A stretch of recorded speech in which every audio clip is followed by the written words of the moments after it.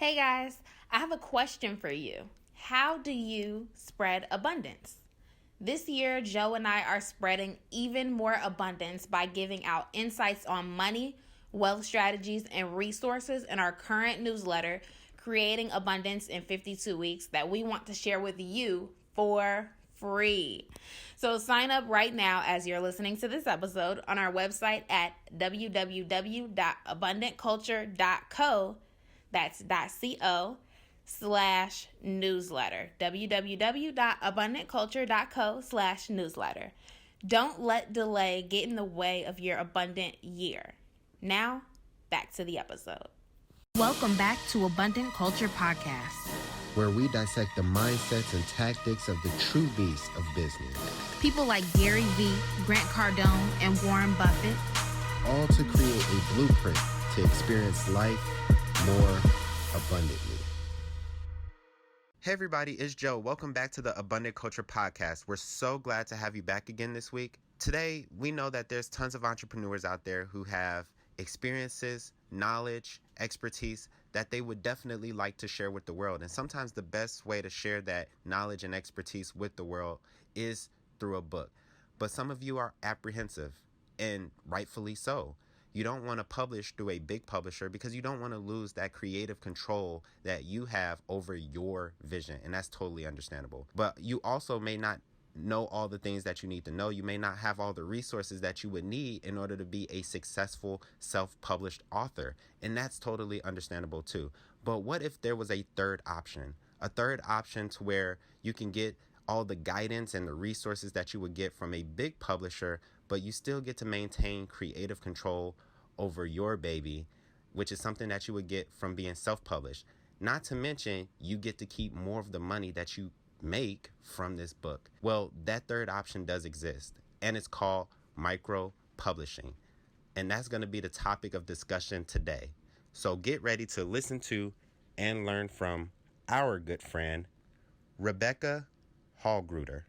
Hi, Rebecca, and thank you again for coming onto the podcast for a part 2, because last time we talked, we didn't even get to the questions that we had because your story was like so inspiring. So we just had to keep on, just going with the flow. So this time we want to talk to you more about the publishing side of the business and the podcast.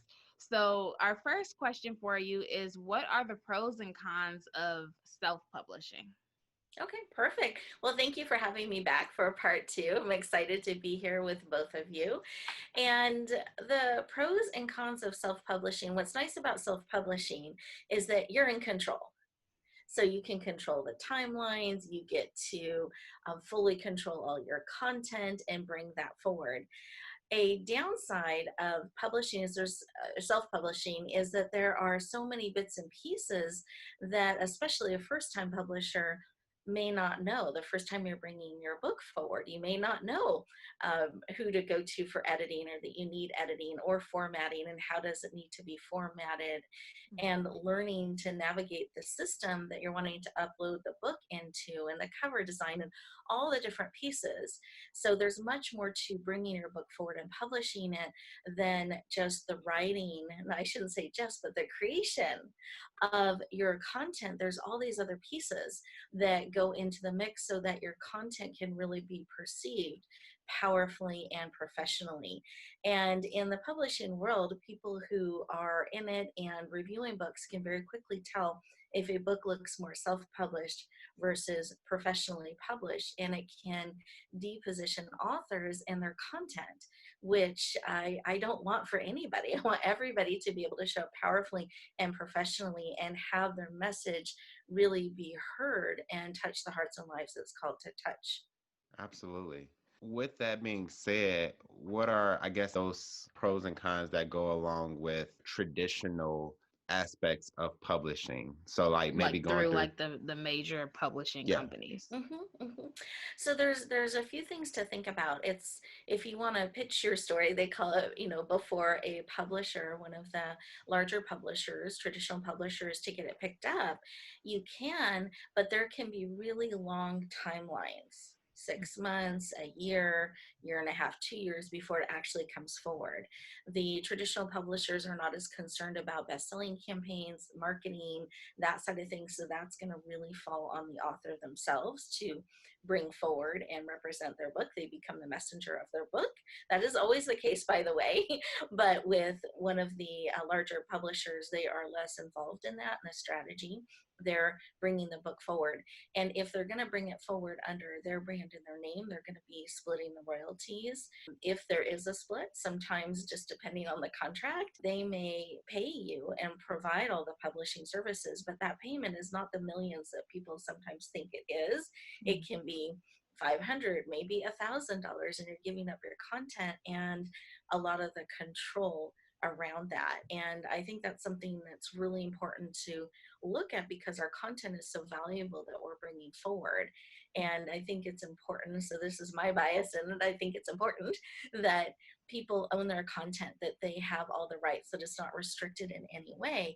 And part of giving it to one of the larger traditional publishers, you've got that name, you've got that brand, which is really great to bring forward, but you're giving up some of the control of the content, perhaps the design options for the cover, and you're giving up some control of when and how it's going to be positioned and brought forward. So you have to really evaluate what's important to you and bringing it forward if you're looking at a more larger traditional type of approach. And when you mention going through a larger traditional publisher, you were saying that a lot of the marketing and the messaging ongoing is on the shoulders of the person who actually created the book. How much support does the larger publishers usually give you in that area? Is it like a couple weeks will help you out and then you're on your own, or is it like pretty much none at all? Well, and that's where you'd want to look at the traditional publisher to publisher and ask those questions, because I don't want to speak too much on what they're currently offering or not offering, but typically they are not as involved in the long-term vision, the how you're trying to position the book as a speaker. Some of those strategies you're looking to do as you're bringing as an expert, bringing your book forward and what you're looking to do with it. They're more focused on, let's get it published and make it look professional and powerful and on brand for the type of books that we bring forward and the market we're looking to serve. That's more where their focus is, and then it'll get launched and published. They may have some packages that you can look at or get interviewed on or those types of things, but those are not typically part of their publishing packages, and they don't tend to focus the business in the publishing world around speakers looking to position themselves as speakers. They're more focused on bringing the book forward and serving the market that they serve with that book. Does that give a little bit of clarity? Yeah, that So definitely makes sense. Yeah. they're focused on the product rather than the person. Yeah, yeah, the product and the person and even the vision of what that author is looking to do with it. Is a lot of the authors that we work with, there's a vision, there's a purpose that they're bringing the book forward, and part of it is the content, but there's more around the book than just the content that they are looking to achieve, that they're looking to impact people. They're using it a lot of times to position themselves as an expert or to create visibility opportunities, create opportunities to be interviewed or grow their list or get in front of more people, both with their book content as well as their message that they would be delivering. Absolutely. So, with those two things being said about traditional self-publishing versus the going to a larger publishing company and getting published that way, can you shed a little light on what exactly micro publishing is, what your company does? Can you kind of walk us through what that is and what it really entails? Sure. Micropublishing is something that's been kind of coming forward in the last couple of years, last few years. And it's this hybrid space of providing the publishing services, but the author still owns all the content. So it's kind of bringing, I feel like, the best of both worlds together. That's why we do it the way we do it. We believe that. I think it's important that the author owns their content, that the royalties all go to them, that those pieces are in place. So whatever they want to do with their book going forward, they have all ownership and rights to do that. However, they're getting professional support as they're navigating those waters, having it edited, formatted, the cover design. They can actually focus on the strategy and delivering the message, getting people excited about the book and what they're wanting to do with it, than getting bogged down in all of those different pieces that need to come together so that the book looks polished and professional and can be perceived in that way. So that's kind of high level what a micro publisher does, is they bring those pieces together, but the author still gets to control the content and how it's being brought forth. And then in the micro publishing world, there are variations in how we set up accounts. There's variations in what is involved in the marketing and launching. Some are very involved, some are not. So those are all really good questions to ask. We really believe in visibility. I believe if they can't hear you, they can't see you, they can't read your message, you can't help them. So it's really important that we, as the book's coming forward, that we're getting people excited. We're creating it to be an event. It's not when it's published, suddenly that's the first time people hear about it. Like, we build momentum and a lot of visibility so that all these eyes and ears are turned your way as the book comes forth, and they get excited and they get to be part of it. And we're able to bring it forward as a bestseller, which is great positioning for authors and experts and speakers. That's really amazing, because me and Jasmine, we're currently working on a book kind of surrounding what we do professionally, which is, and it's weird because lately, people have been saying, do you recommend a book for that? And I'm like, no, I don't have a book for it. I kind of just learned how to do it. And they were like, well, you should write a book. And I'm like, okay, so I guess that's confirmation. But when you start looking into the aspect of publishing, self-publishing, really, honestly, before I was torn between the two. There were some people that were just diehard self-publishers, and then there were some people that are like, yeah, nope, don't do that. And micro-publishing really seems to be that middle ground in the market where you get that really, really professional support, where you get a chance to really focus in on your content and the message that you want to deliver, while at the same time keeping or maintaining a certain amount of control over your ideas, your thought process, all of those different things. So you mentioned that you get to maintain a lot of this control. How much control can those larger publishers actually take from authors? Because I think you mentioned in some cases they'll pick a cover that you don't really like and different things of that nature. Like, how much are they actually allowed to tweak the content, or is that just unlimited?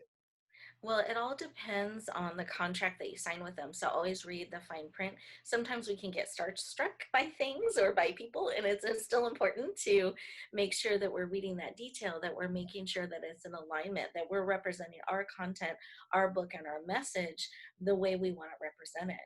And every publisher is different in the range. Sometimes they give you different cover options, and you just get to choose from those options.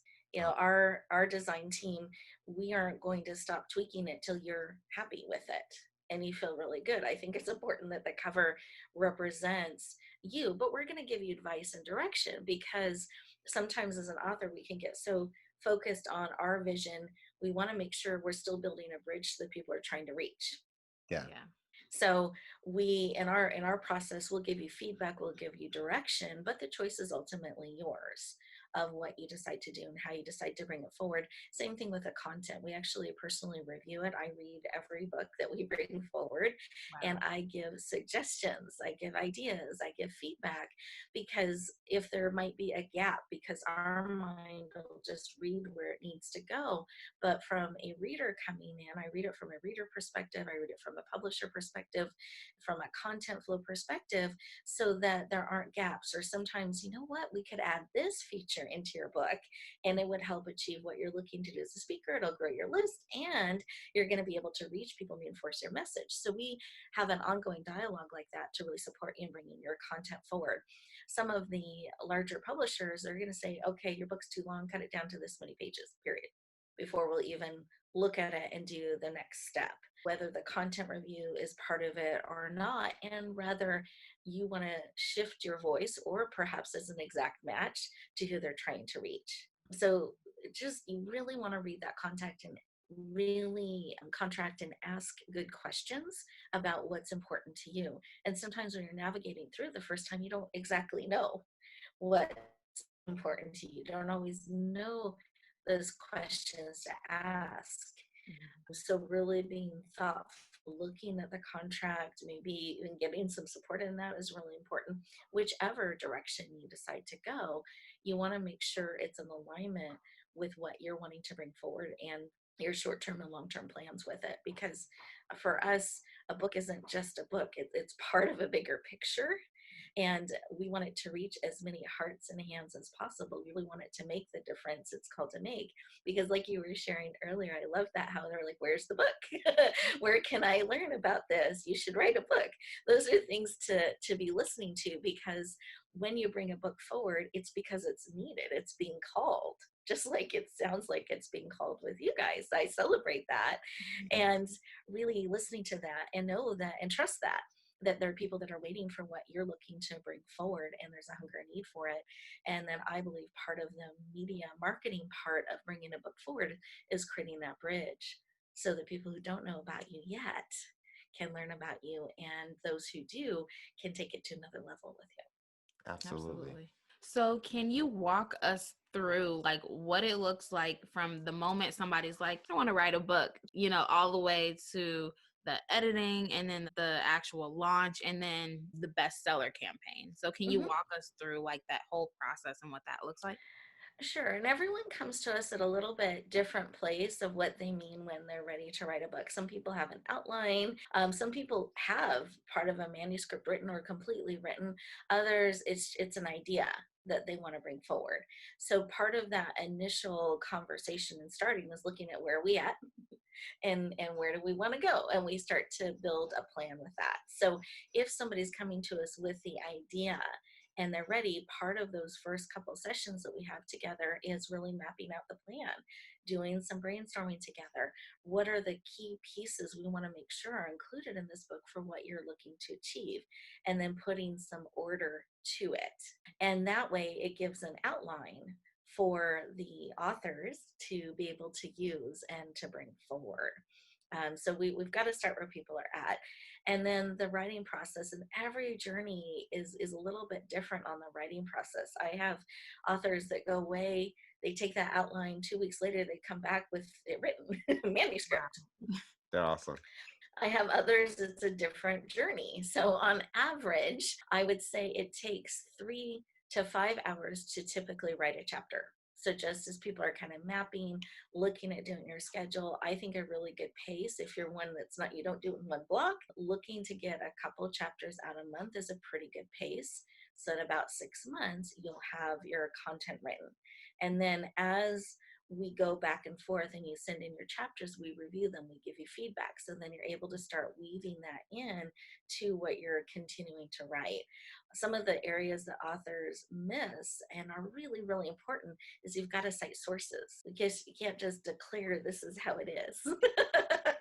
So make sure you're citing the sources as you go, so it's not a hassle at the end. Exactly, because then you have to scramble, find where was that again, and if there are things that you've observed and seen, saying that. So those are some things that are really important as you're doing that from a liability perspective, from because you don't want something like that to hold your message back. And I agree. I think it's easier if you do it along the way. So we've got to write the content, but here's some tips on that. People try to start writing the intro first. And I actually think it's good to start writing the content first. Then at the end, write the intro and the close, kind of like bookends to a presentation. Mm-hmm. And in the intro, you share what you're going to share with them. In the close, you shared what you shared with them. But you don't know all of what you're sharing with them yet in the beginning, because it evolves a bit as you're writing and creating it. And for first-time authors, finding your writing voice, that's a little bit different than your speaking voice. Mm-hmm. So as you tap into that and find your rhythm, it will get easier and faster. But to be really candid in the journey, there's this I was just thinking there's a journey that you go on where you're excited and the ideas are flowing and you're bringing it forward. And then at some point it's you versus the manuscript. And you get into this little bit of we can get stuck sometimes or frustrated. And then we're not in love with the content right now. There's a little bit of a wrestling. And then you come through that and you are amazed at what you wrote and can be in awe of it. So I like to let people know whatever part of that journey they can be in, especially as first-time authors, is to persevere. And you don't have to go through that alone. And that's part of, we have ongoing calls with you to support you. And there's a little bit of accountability, but it's really more, where are you getting stuck? Here's some ways through that. Mm-hmm. Here's something to remember. It's more to come alongside and support you through, not why haven't you done this? It's more, where are you getting stuck? Let's look into that. How can we navigate through? What's another way we can approach that so you're able to keep moving forward? Mm-hmm. And I think that's really important.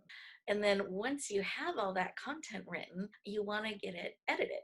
So that's really important to have it edited. You want it a really strong editor, not a side hobby kind of thing. You want a really strong editor that's going to read that like this is what they do. And they're going to see things you didn't see. We call it redline it, so you can see the changes. They're suggesting some of the comments they have. And then you typically will get that back, be able to tweak, change, be in agreement or not on that. And then you've got your content finalized. Also, along the journey, you will have put together your intro and your close, because that would have gone through editing. Once you have your content through editing, this is a great time you can start to approach reviewers. And so there's just some strategy discussions we would have had. Who does it make sense to review your book? Strategically, how could they be part of the campaign? Who does it make sense for? Who do you want to be in front of? Like, we work through some of those things. So again, we're strategically positioning you in your book. And you don't want to send it to reviewers before it's gone through editing, because that can deposition you a little bit. We always want to be conscious of that and be careful. And then you want to send it in a format, if you trust these reviewers, you want to make sure you trust your reviewers, mm-hmm. in a protected format. So again, you're always being mindful of your content, and you're guarding that and protecting it as you're bringing it forward. So then we get the reviewers going. We get all of that edited. We'll have a table of contents, copyright page, like all of those pieces come together. That's all part of the formatting. We send the reviewers comments and reviews through editing as well, because we want them to shine too. And then we take those and we actually include them in the book and as part of the campaign process. So after we go through editing and we have the reviews, then we can start assembling the book, and that's called formatting. So we'll format it for both Kindle and print, bring that forward, and we always show it to you. There's usually some back and forth, because what you envision might be a little bit different than how the formatters interpreted that. So we just make sure that all comes together. It matches your vision of what you're wanting to bring forward. And then we're able to get it ready to upload and launch in both. And we typically, for our best-selling campaigns, we launch the Kindle version first. We offer that for a special rate for the first 24 to 48 hours to drive traffic, get people excited. We bring that forward and launch it, do a lot of promotion. We have a promotional reach of over 10 million that we bring together in both media, all different types of media, social media, email, promotional partners, interviews, magazine write-ups, all of those things. So you've got this layered approach as we bring it forward and launch it, and we're able to get you to best-selling status. And we always go for beyond that, because there's all different rankings of best-selling status that you can achieve. We always try to get that highest one. We don't just settle. We guarantee bestseller, but we go for it all. And we're usually able to achieve that within 48 hours. Then we allow ourselves 72 in case. Once we have that best-selling ribbon, whatever ranking we receive, then we put that on the cover, the Kindle cover and the print cover. So when the print book is released, it already has that positioning in every single copy that comes forward. So it's kind of big picture, the steps. The cover design of when we start that kind of depends on where the author is in their journey. Sometimes they have a vision and they know what they want on the cover. Sometimes it has to unfold as the content comes forward, because we need to have the title of the book in order to bring that forward. So usually we do the cover design in the content development process at the time that it's ready. And that typically will take 1 to 3 months, just depending on how many revisions and back and forth needs to happen. We like to have it sooner rather than later because it's important to have for the campaign so that people have that visual. And it's really encouraging for the authors because it becomes real as you can see that and share that. So those are kind of high level, some of the steps that you go through. That's awesome. We were talking about the bestsellers, and you Mhm. mentioned there are the different like levels. Can you talk more about the different levels on the Amazon bestseller? And then also, what about like the other bestsellers, the New York Times and like the Wall Street, and any of them I may be missing? Sure. And they all have different ways that they work. Now, typically with the New York Times, you're going to be looking at a pretty large investment, and they have some pretty strict rules of what it takes to qualify for the New York Times bestseller. So those are campaigns that you really want to have someone that specializes in that come alongside you. And the investment can range anywhere from 70,000 to 300,000, kind of depending on who you work with and how they're looking to do that and the time frames. So it's a real specialty. It's a good investment that you're making. So you need to plan for that as you're bringing the book forward and have those conversations with the individuals that would be specializing in that. And I'm not as familiar with the Wall Street Journal campaigns. Those aren't ones that we have been involved in. So I don't have much that I can comment on that. And that's the thing to be aware of. Each of these are their own specialty, and they all have their own way that they track things and they measure it. So it's really difficult to do a campaign that will accomplish all of them at one time without having conflicting results because all the systems work differently. So those are things to be paying attention to. Sometimes we'll have people, a lot of times they'll start with the Amazon, and that's good positioning. Out in the public, bestseller seems to translate to bestseller. People are not always looking to what kind of bestseller are you. It's that you're a bestseller, and that's what a lot of people see that are looking at books, and they don't always know the difference even between a Amazon bestseller and a New York Times bestseller. What they see is bestseller. So just things as you're weighing and looking at these different options. We specialize in the Amazon bestseller, so that I can certainly share a little bit of how it works and some of the rankings that are included in that.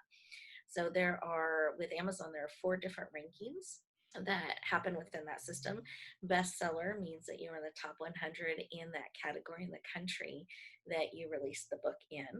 When we're looking at the Kindle, the electronic version, right now, because this shifts every once in a while, right now there are 13 countries that you can rank in and have a ranking in. And you get to typically set 2 categories. Amazon will place you in 3. You get to set them in the country that you're in this, and we help you with this strategically. So again, that's another part of the campaigns that we provide, is support in that and keywords, again, to position you for the short-term and long-term basis, because people don't always know how to leverage those things and position because they're not in the systems every week and utilizing them. So those are some things we help you with. But you get into 3 main categories, which ends up being 6 categories because there's new release of each of those main categories.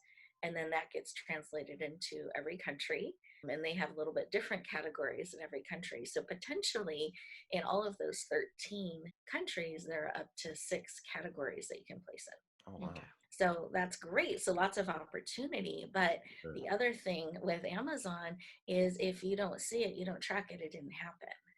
It's a live system. So it updates periodically, and every time it updates, it's like a new race begins. So it's really important with whoever you work with in best-selling campaigns in the Amazon system, but they also share how they're tracking, because there isn't a master report that will be given to you by Amazon showing that you achieved this or that. You have to document it in all those different countries, all those different categories to make sure that you are hitting all the places that you're looking to hit so that you can claim that ranking. Yeah. So that first one is bestseller, which means you're in the top 100 in one of those categories in a country. Then there's number one bestseller, which means you hit the number one. You had the most sales during that period of time, that window in that category during that window of time. Mm-hmm. And then the next level is international bestseller. That means you hit top 100 in the US, because that's typically the market that we're releasing the book in, and you hit top 100 in another country. Then the top one is number one international bestseller, which means you hit number one in the US. You have to hit that in the country you release it in, plus you hit it in another country. So those are the four rankings that you can have, the four ribbon levels, we call it ribbon levels, that you can achieve within the Amazon system. We like to actually hit as many categories and countries as we can. Our team finds that fun. So even if we hit that number one international bestseller and we got it in 2 countries, we still want to reach as many countries as we can. Right. So we're trying, we want to, of course, get you the highest ranking ribbon, but also the most visibility at the same time. Yeah, for sure. You mentioned visibility a couple times during this episode. How does visibility really tie to the best-selling campaign? Can you add a little bit more to that? Because I think you mentioned visibility in our last podcast before we even were really talking about the book. So I want to kind of get your thoughts on that. I believe strongly in visibility. That's why I keep bringing it up. And I think it's really important in campaigns in what we do. Again, because if they can't see and hear you, you can't help them. And that's why we bring our messages forward. That's why we're looking to make a positive difference. What I believe can happen and should happen during a campaign is the authors actually become the stars. They become the central figure of this launch and the campaign, the spokesperson for their campaign of their book. And we do that through, we have live events, we have save the date messages, we have a list that we publish of upcoming books that people can mark on their calendar and be looking forward to this event and this book launch. We create opportunities to re-echo out what you're sharing so that you're reaching more people and you're becoming stars, is the best way I know how to say that, in the campaign. You're really becoming highly visible. But visibility in of itself does not translate to sales, and it doesn't translate to speaking opportunities, and it doesn't automatically translate to new clients. It's what you do with it. And so part of what we share you, we have specific things we have you say. We have certain things we encourage you to do when you're networking. Say this, include this in your conversation. Here's how you can parlay that into growing your list. Here's how you pay attention to this, because that can translate to book signings and speaking engagements. And sometimes those things are missed, and all that visibility, it's exciting and it's fun and it's wonderful. But if you don't harness some of it, it comes and then it goes. And so really being able to harness that can create ongoing opportunities for the book and for you as authors. And I believe a multimedia approach is really important when it comes to reaching people, because everybody connects a little bit differently. So emails are important, newsletters, magazines, interviews on podcasts and radio shows, all of those formats are really important to be able to reach people in multiple ways, and it builds trust with them so that they are leaning in and excited to know more. Absolutely. So how far out, or I guess I would say how far forward, do you start marketing, like before the book is even launched? You can never start too soon. So it's good to let people know it's coming. It's good to bring it up. You accelerate the marketing efforts the closer you get to the book launch. There's kind of an arc that you want to use to kind of build that momentum and then bring it to that high point as we're launching and releasing it, that will create excitement and buzz. As far as when we start planning that campaign, typically it's about 3 months before wanting to bring the book forward. So usually when we've got the content, that first draft written and we're starting to look at it, that's when we're able to start really planning it. But meanwhile, you hopefully have the cover, so you can start using the cover and sharing that out, putting it on your signature line, some of those things to start planting those seeds. That's awesome. So for all of our listeners, we had another guest on the podcast, Justin Breen, who actually worked with Rebecca. So it's really cool for like us to see the process, somebody else doing the process. We see how much Mark Justin is putting into his book launch, because I believe it launches either this month or in May, right?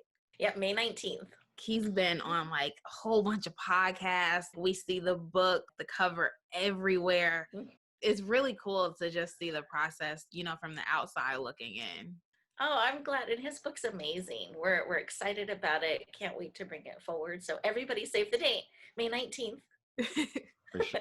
Epic business. Definitely. Okay. So what are some of the things that I guess an author needs to know when they're thinking about writing a book? I guess what is the first thing that they really need to think about? Because for me, just to give you some insight, my process was I didn't know how to convey my idea. Somebody would ask me a question about what I do. It took me about 2.5 to 3 years to really learn what I do. And it's like, you want me to tell you in like 5 minutes. And it's really, really hard to do that. So that's when I really got the idea to write a book, but I had no background really writing books. I didn't know anybody personally who wrote a book. I just learned that you shouldn't write the introduction first, which is absolutely what I did. And then I was like, this is a really good introduction, but I have no clue how to follow this up with the content that I got. So there was just so many things that I was really fresh on and didn't really know. So what are some of the first things that authors should think about before sitting down to write their book and really create that work of art? I believe it's really good to have an outline. And to create that through, it doesn't have to be structured, because that's also when you're in the creative process, you can be a little bit resistant to the structure. So think of it more as containers and direction, because otherwise we're looking at this blank page and it's really difficult sometimes to get our ideas that are swirling around out, and they don't always flow in a logical way that a reader would enjoy them, because that's not how the creative part of us tends to work. So I encourage doing I call it a brain dump, but brain mapping, where you just kind of get all your ideas out, free flow. It's great to write it out, because that actually is a direct connection to your heart and taps into it. And where you get stuck, write the question with the hand you normally write with, and then answer it with your other hand. This actually taps into the other part of your brain you're not usually going to for solutions when you're writing information. And it can bring additional insights, especially when you're hitting that point where you're kind of stuck. And it'll go slower. It can look like a kindergartner's writing it. It's okay. Nobody's looking. Spelling doesn't count. It's really just getting all of this out of you. And spend some time doing that. And then you can look at it again and kind of organize and cluster it. And then if it helps, some people write in a more linear fashion, beginning, middle, end. Others look at that cluster and they can write by cluster, and then you start weaving them together. So everybody's style is a little bit different, but it's good to kind of know the scope. And the other thing is, you're not creating a masterpiece that you need to work on for 15 years to bring it forward. I feel like authors put too much weight and pressure on themselves sometimes.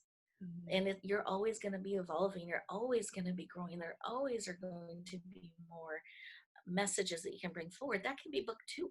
It doesn't have to all be in the first book. It's important to choose those key things you want to make sure are included, typically as 3 to 18 per chapter, that you're wanting to bring forward, so that you can focus in, bring that forward, and really treating it like a deadline and outlines, because it's really easy. I'll get that to that later. I'll do that later. I'll do that later. And another year will slip by before you know it. Yeah. So if you're going to do it, I would really commit to doing it and decide that and build it into your schedule and your calendar, but have fun with it. Don't make it this hard, heavy thing. It's a discovery. What am I going to write next? What else could I say on this subject? You know what? Someone just asked me this question. Let me answer that and capture some of that information. Absolutely. And I really love that too, because after writing the introduction and then some of the manuscript, I realized I didn't have any of my ideas down there. We're just all swirling around up there. So I tried the brain dump idea that you Mhm. stated, and I was able to think so much more clearly after that. And now I'm in a phase where I'm clustering those ideas together so that they fit into chapters. So, like that 3 to 5 ideas per chapter idea that you had, it's something that honestly it helps so much because at least I can say now that all my ideas are actually on paper instead of in my head. Beautiful. So Beautiful, because they swirling around, it's hard to see through them. yeah, Yeah, so it definitely works for any of our audiences who are thinking about writing a book. Yeah. I love it. Um, So, a question I want to ask for our listeners before we start wrapping up is what can someone expect to pay for micro publishing a book? Because, like you said, with New York the Times bestseller. yeah, that was like 70 to 300,000, and I'm sure people will probably get discouraged by that number. So, like, what's like the range like for micro publishing? And there is a range. I would say it tends so, and they all price things a little bit differently. Sometimes it's a la carte where you get this piece, that piece, this piece. We put our packages where it's all inclusive, and there's not going to be, if we have to relook at this or do this or shift that's going to start adding costs you didn't expect. Because I think it's really important from a budgetary perspective, you know what the cost is, and then you can plan accordingly, and you're not surprised by things partway through. And that can happen when you're doing it on your own self-publishing. It can be the slippery slope Yeah. because you don't know what you don't know, and you needed that too, and it needs to be looked at again, so it can start to add up. The ranges can be anywhere from, say, about 4,500 to 20,000. It just depends on the packages, what you're doing, and that doesn't always include the best-selling campaign. I would say a lot of the packages are probably, when you add it all up, between 45 and 15,000. I would say some go up to 20, but I would say probably the 15. And then if you're looking at best-selling campaigns, that can range anywhere from 2,000 to 7,000, kind of depending on the campaign and what is guaranteed included in it. Mm-hmm. Nice. So, just kind of looking at all those pieces. And that's the other thing, whenever you're looking at one of these things, whether it's self-publish or micro-publishing, you want to have a budget, and then you want to work within that budget. I know it probably speaks to the financial side of you guys, but Definitely. it's so important to plan so you're not caught off guard, and then that's something that is holding your message back. So it's good. I'm glad you guys are asking these questions, and it's really important to look at those for any author that's looking at bringing your message forward. The other thing around the financial side is there's a myth out there that there's millions of dollars to be had in royalties, and that I bring this book forward and it's going to become this amazing success, and I'm going to have millions of dollars as a result of it. And it's a myth. I mean, every maybe once in a bunch of million it happens that way, but it's what you do with a book. It's another platform. It's another way to position, to get your message out, to grow your list, to help connect with the people you're wanting to connect with. And it's what you do with it that can really create those opportunities to monetize. So I just want people to know that, because that is a frequent conversation I have with authors that are looking at it, because they're looking for their ROI. They're looking for the return on investment. Just like with visibility, it's what you do with it. It's the plan you build around it that can bring that, not the visibility itself, and not the book itself. Yeah, Yeah. It's how you put it into a bigger strategy. for Yep. sure. It's Definitely. essentially just marketing. I mean, you don't know for sure how much you're going to make when you put dollars into marketing. You just know you're going to get something, and it may not be right away. It may be later on down the Yeah. line. Correct. So, from this podcast, what would you say is the number one takeaway that you'd like somebody to get from this episode? Whether they're in the middle of writing a book or they just have a thought that can one day become a book, what would you want them to take from this podcast? To be willing to bring your book forward. It's needed. If you have that planted in your heart, in your spirit, people are asking for that, honor that, and start to take the steps. And you don't have to do it alone. There are people that you can reach out to that will walk beside you on your journey to help you bring it forward, because it can be a birthing process. But be willing, because people need what you're wanting to bring forward and they're asking for it. Be willing to honor that. Absolutely. I love it. So for the person that they heard your last episode, they heard your story and how awesome you are, and then they heard this episode and they're like, yes, I have to work with her on my book. Like, I just have to. How do they get into contact with you? Well, one, I would be honored to have a conversation and just look at what you're wanting to bring forward. And any way I can help, answer questions, point in the right direction, or perhaps we're a fit, I'm always happy to have those conversations. And I can give you all the secret link to do that. Is that Yeah. acceptable, or do I pass the link to you guys? I want to Oh, honor go you ahead. can Okay, so then no longer secret link is meetwithrebecca.com, and that'll take you right to my calendar, and we can set up a time to talk. If you want to learn more about us, you can go to our website, which is yourpurposedrivenpractice.com, and we'd love to hear from you and connect with you. Awesome. Thank you again so much for all of this knowledge that you gave on the podcast. It's been awesome. Yeah, definitely. So we really appreciate everything that you've done for us, all the knowledge that you've given to our audiences about just business in general, and then about writing a book, publishing, all those different types of things. And we know that people got tons of value. I know for a fact I've got tons of value from it.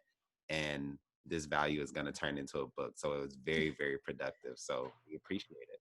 Well, thank you. I'm honored to be here, and I'm excited. I can't wait to see your book come forward. Thank you so much. Looking forward to it. Yeah, thank you. So that's all we have for today, folks. I hope you got as much value out of this as we did. Keep in mind, the only way we can improve is through constructive feedback. So remember to rate and review this episode. Also, you are not the only person that needs to know this super valuable information. So be sure to subscribe and share as well. Stay tuned for the next episode, and remember to always spread abundance.